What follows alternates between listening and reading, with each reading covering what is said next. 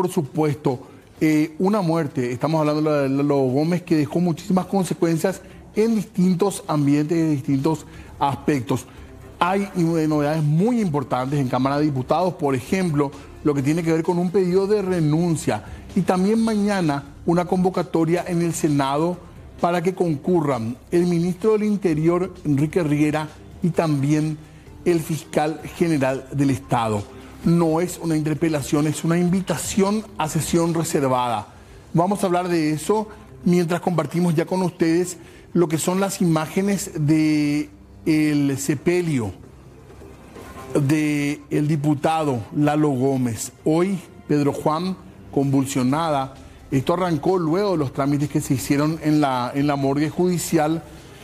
Arrancó esta mañana en Asunción todavía con un breve velatorio, se puede decir, antes que el cuerpo sea trasladado a la ciudad de Pedro Juan Caballero, donde sí hubo muchos hechos que comentar desde que llegó el cuerpo.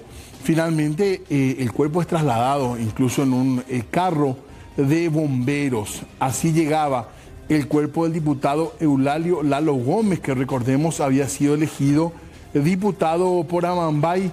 Se había impuesto primero en las internas coloradas y luego también en las elecciones generales fue el diputado zonal más votado.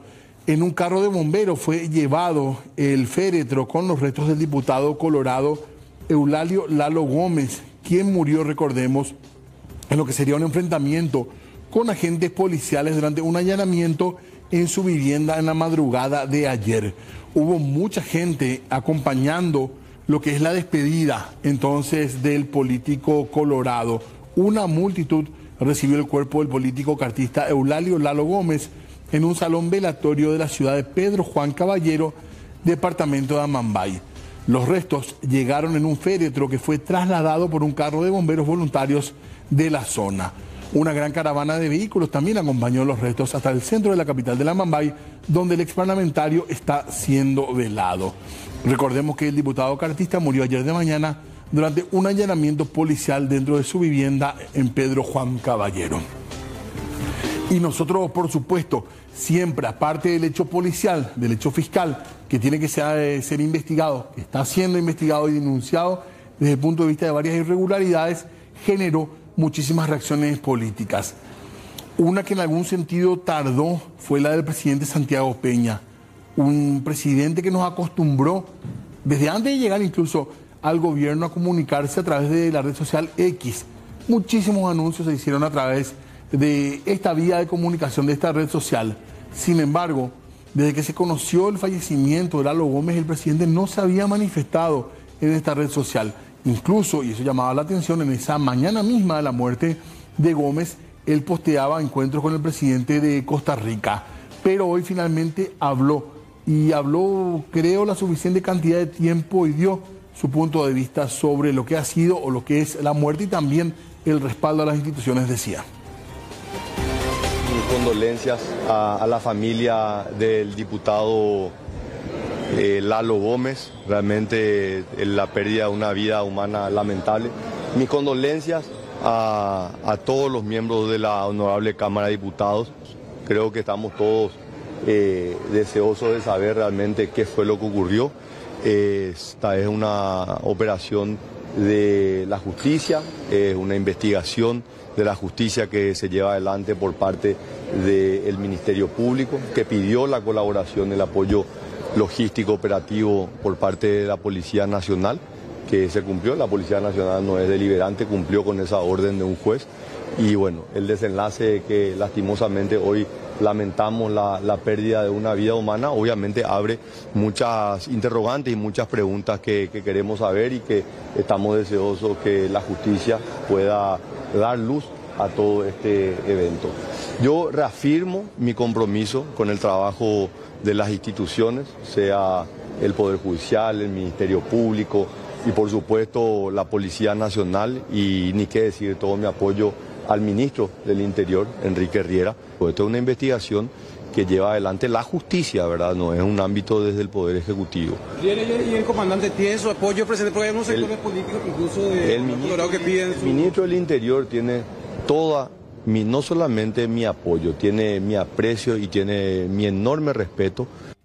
Y yo creo que ese es el camino, dejar que las autoridades competentes puedan hacer la investigación, que puedan informar a la ciudadanía de realmente qué es lo que estaban buscando, por qué se hizo en ese horario, cuáles fueron las explicaciones que hoy estamos queriendo saber todos. Presidente, ¿por qué también va a investigar por qué la Fiscalía acude a la policía, no a la SENAT, eran los investigadores originales? ¿Se va a invertir en cámaras también para los comandos cuando hacen este operativo como lo tiene la SENAT? Sí, la respuesta es sí. Ahí estaba lo que decía Santiago Peña. Por supuesto que tenemos más reacciones políticas con respecto a esto, sobre todo lo que dejó la sesión en la Cámara de Diputados, con una declaración firmada, pero sobre todo muchos comentarios. Algunos diputados incluso bastante fuertes o en tono bastante elevado pidieron incluso la destitución del ministro del Interior, Enrique Riera. Ya vamos a hablar de eso en un ratito porque, como les decíamos, no solamente, obvio, el hecho principal, puntual, tiene que ver con la muerte de una persona, pero esto cómo impacta a nivel país en diversos estamentos. Vamos a hablar de eso y para eso también pedimos una mirada económica del doctor Víctor Pavón, que ya está conectado con nosotros para charlar a través de nuestro programa. ¿Qué tal, doctor? ¿Cómo le va? Muy buenas tardes. Muy buenas tardes, ¿cómo están? Un gusto realmente compartir contigo, con toda la audiencia. Gracias, doctor, muy amable por atendernos. Y queríamos saber un poco su mirada sobre este tipo de hechos de violencia, que ha sido muy llamativo, muy comentado también, porque claro, la noticia se cuenta en el mundo: policía paraguaya mata a diputado. ¿Esto cómo afecta, cómo impacta o no podría afectar lo que es el movimiento económico del país y sobre todo la imagen del país, doctor? Bueno, efectivamente, todo tipo de inseguridad siempre impacta sobre los mercados, porque al final y al cabo los mercados son las personas, las familias, las empresas que de una u otra manera están decidiendo qué comprar, qué vender, comercializar, invertir, ahorrar. Y en consecuencia, cuando se vienen estos tipos de hechos luctuosos y lamentablemente ponen en riesgo muchas cuestiones que hacen a la realidad del Paraguay, tomando en cuenta que hace semana atrás, se logró el grado de inversión y la economía paraguaya estaría creciendo casi en el orden del 3.8 a fin de año. Pero este siempre ha sido el problema de nuestro país. No nos olvidemos que Paraguay ha venido avanzando en su estabilidad económica, en la sostenibilidad fiscal, pero siempre tuvimos esta debilidad, el tema de la seguridad, una debilidad que obviamente se tiene que ir corrigiendo, porque caso contrario, los agentes económicos no van a venir en la medida que nosotros podríamos esperar y que yo estoy seguro van a venir a partir del próximo año, luego de la calificación hecha por la calificadora Moody's en este caso. Y en consecuencia, estos hechos realmente tienen que ser dilucidados en un ambiente de institucionalidad. Por eso es que las instituciones, que son reglas de juego que se establecen en cualquier lugar del mundo, tienen que ser instituciones que muestren predecibilidad, el concepto sobre todo de certidumbre y de protección a los preceptos que establece nuestra Constitución, es decir, que haya seguridad, no solamente en el ámbito de la vida y la hacienda de las personas, sino especialmente en cuanto se refiere a la seguridad jurídica. Y aquí, lamentablemente, por una suerte de desorden e incomunicación que está prácticamente ya comprobado, nosotros lo que vemos es que no existe una suerte de comunicación eficiente entre, en este caso, el Ministerio Público y el mismo Ministerio del Interior. Motivo por el cual esto se tiene que corregir cuanto antes para no echar por atrás todo esto que se ha venido logrando. Me refiero concretamente al grado de inversión. Doctor, con respecto a ese tema, ya ante otros hechos que se hablaron, otros hechos de inseguridad o de violencia, se hizo hincapié en que no iban a afectar directamente. Estas calificaciones no son tan rápidas, digamos, no es que un hecho así puntual va a rápidamente ser una bisagra que va a cambiar la situación, digamos, de la calificación. Esto podría ocurrir, pero no va a ser algo inmediato, podríamos decir. Totalmente. De hecho, estas medidas que se van tomando son el producto de mediciones que, como bien dijiste, se van llevando a cabo en un cierto tiempo y que los resultados se ven a mediano plazo. Ahora bien, acá la realidad es que si esta cuestión concretamente del diputado, que lamentablemente falleció en circunstancias que deben ser dilucidadas con la investigación correspondiente, si no se establece una investigación seria realmente que pueda contar con los auspicios de lo que se denomina la transparencia y la rendición de cuentas a las instituciones que deben estar alejadas de todo interés político partidario, desde luego, pues ahí sí estos tipos de hechos envían una señal, como estaba diciendo al comienzo, a los mercados, mercados que estarán atentos, desde luego, porque esto tuvo un impacto internacional, un impacto que de luego va a ser de alguna manera conectado a los fondos de inversión que podrían venir. Por el momento, de luego, esto va a depender de lo que se haga a través de la investigación. Deseo como paraguayo, y todos nosotros tenemos que desear que la investigación sea realmente eficiente, transparente, y que obviamente las instituciones funcionen, porque si las instituciones no funcionan, los mercados, es decir, el ahorro, la inversión que van a traer puestos de trabajo, no van a venir en la medida que podrían instalarse en nuestro país, porque de 1 al 10 nosotros tenemos siempre 3, 4 como máximo, cuando que en realidad el Paraguay necesita 8, 9 en esa escala del 1 al 10, para que aproximadamente en 15 años tengamos, por ejemplo, el mismo nivel que hoy tiene España, solamente para comparar un poco y darnos cuenta de lo serio que es este tema. Con respecto a rubros muy importantes de nuestro país, como es el caso de lo que pasa por el tema de granos, en el caso de Lalo Gómez por el tema de la ganadería, ¿debería preocupar a los gremios que se utilicen ciertos rubros que son como emblemas del país para delinquir, doctor? Yo pienso que realmente las agrupaciones privadas, las asociaciones privadas, tienen que tomar en cuenta quiénes son los que forman parte de sus gremios. Yo no sé si el señor Lalo Gómez, por ejemplo, en este caso pertenecía, en este caso, a la ARP. Fue presidente de la Rural en la filial Amambay, perdón que le interrumpa, doctor. Pero fue presidente y ahora creo que era vicepresidente segundo. Bueno. Un Entonces, rostro casi de la Rural de la Amambay. Perfecto. Entonces, obviamente era una persona conocida en esa asociación. En consecuencia, yo creo que acá lo que se tiene que tomar en cuenta es lo siguiente. El narcotráfico y todo lo que tiene que ver con los delitos que se han vuelto transnacionales, se han vuelto un problema transversal para las economías, especialmente de los países emergentes como Paraguay. Y obviamente está instalado en los países de nuestra región.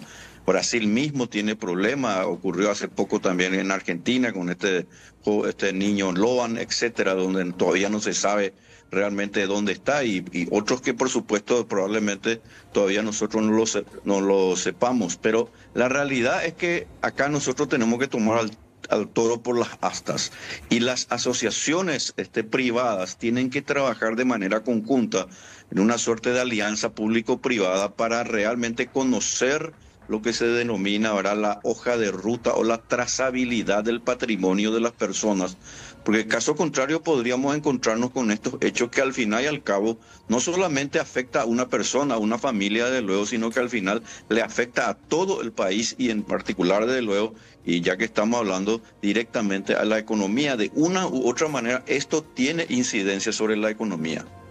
Este tipo de situaciones fue la que le pusieron freno, digamos, a que Paraguay no tenga antes ya un reconocimiento de grado de inversión, por ejemplo, porque hemos pasado por muchos momentos de una economía por lo menos interesante o creciente, comparando incluso con la región. Sin embargo, nos llevó un tiempo largo conseguir esto.